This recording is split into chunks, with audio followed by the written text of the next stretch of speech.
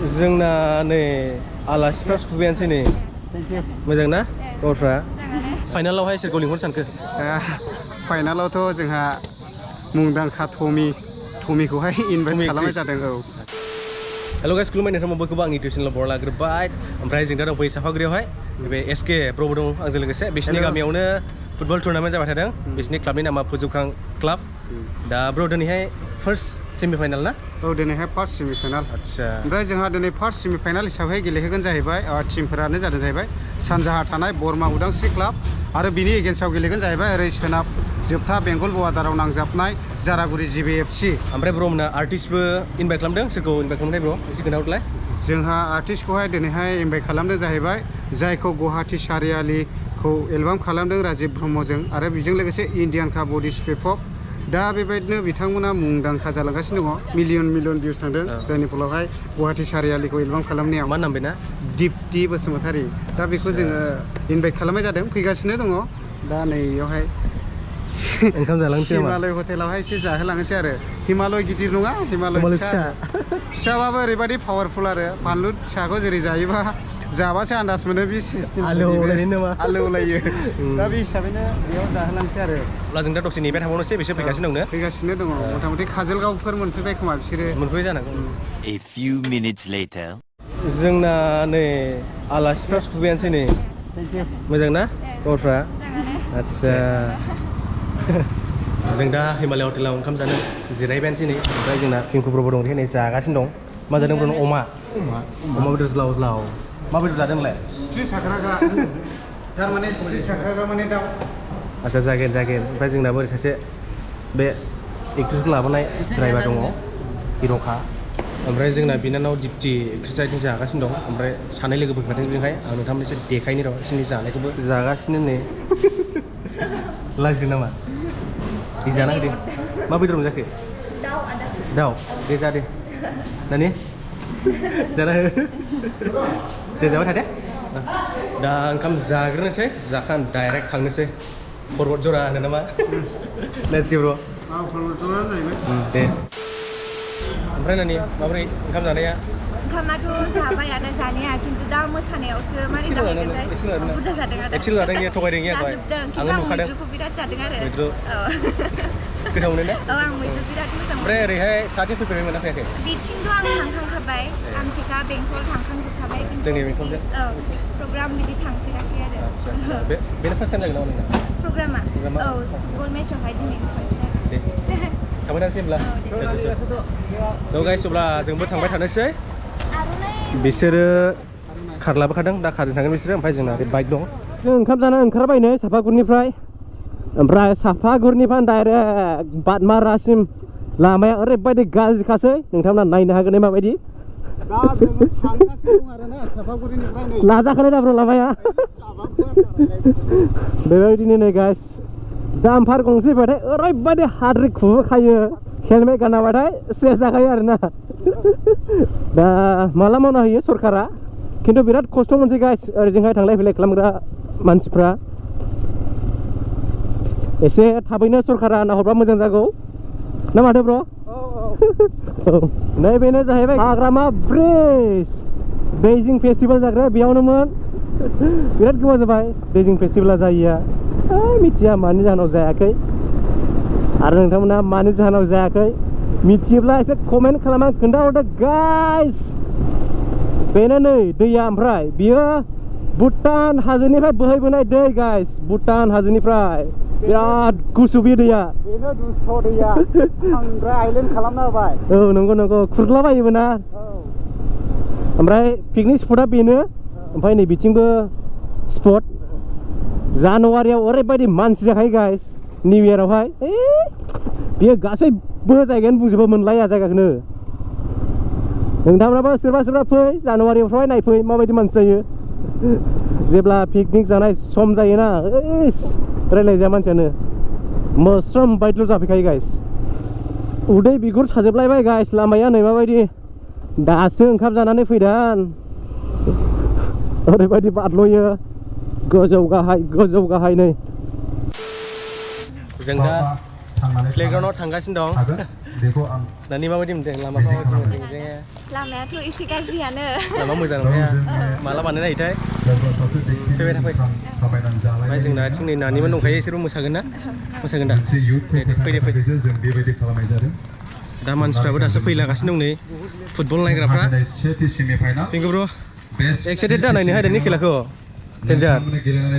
first time नुगासिनो रायजो बेंगल बर्डारनि आंथ' बिराद गोबाव जाबायमोन फुटबल जोनायखौ नायो ओमफ्राय नै दिनैसो देग्लायहाय बर' सावथुन मुलुगनि आर्टिस्ट मिस दीप्ति बसुमतारी बिथांखौबो गावनि सिनायथिखौ लानो थाखाय आङो खावलायनाय थाबाय आरो गांसे आर'नाइजों बिथांखौबो बरायनानै लानाय जाबाय आरो बिथांजोंनो फैफानाय मिस जामुनि बसुमतारी ब्रह्म बिथांखौबो गावनि सिनायथिखौ लानो थाखाय आङो खावलायनाय थाबाय आरो गांसे आर'नाइजों बरायनानै लानाय जाबाय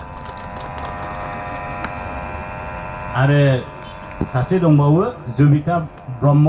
बिथाङाबो बिथांजोंनो फैफानाय दा बिथांखौबो गांसे आर'नाइजों बरायनानै लानाय जाबाय दायो बयखौबो आरोबाव खेबसेबाव गेलेग्रा बिथांमोननिसिम रोजा रोजा साबायखर बावनाय थाबाय नोंथांमोना खेलाखौ मोजां गेलेगोन मिजिंथिनानै आंनि आलासि सिनायथिनायनि हाबाफारिखौ बेखिनियावनो दोनथ'नाय जाबाय गोजोन्थों रेडि जाबाय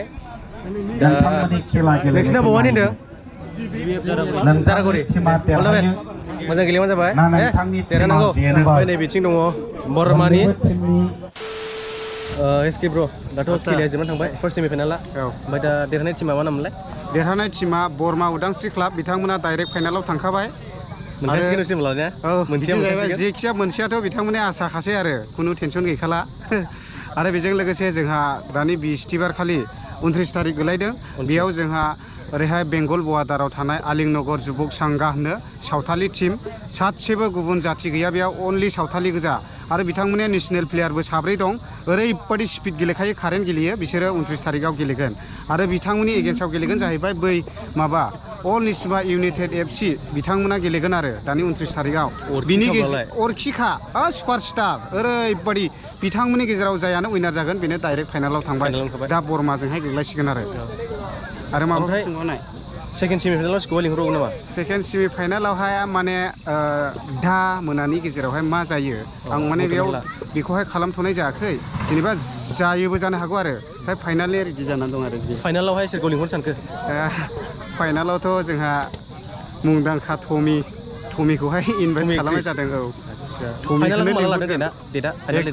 एक थारिख जोंहा सिस्टारा फैगोन आरो टमिया डान्स पारफरमेन्स खालामफैगोन जाय नायफैनो फैनो हागोन ने फैनो हागोन मोजां मोनग्राफ्रा फैनो हागोन आरो मोजां मोनैफ्रा गोसो बिलकुल आरो दा बिनिखायनो जों लागावबाय खुनु खोथा गैया आरोखि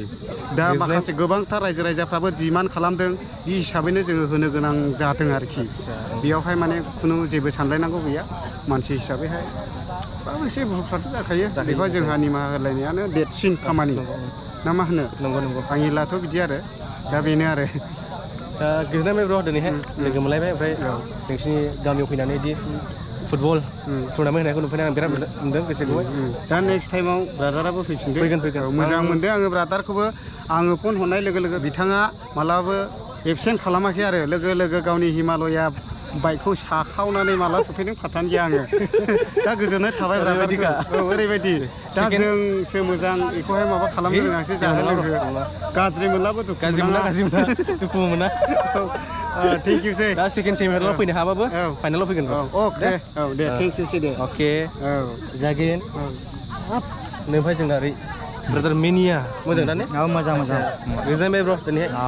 नोंसिनि गामिफ्राव फैनानै बिदि फुटबल टुर्नामेन्टखौ मोजां नायफैनो मोनबाय नेक्स्टआव फैगोन फाइनालावहाय गोजोननाय मोनदों आंबो नोंथांमोनखौ नुनानै अके जागे बेबायदिनो जोंनि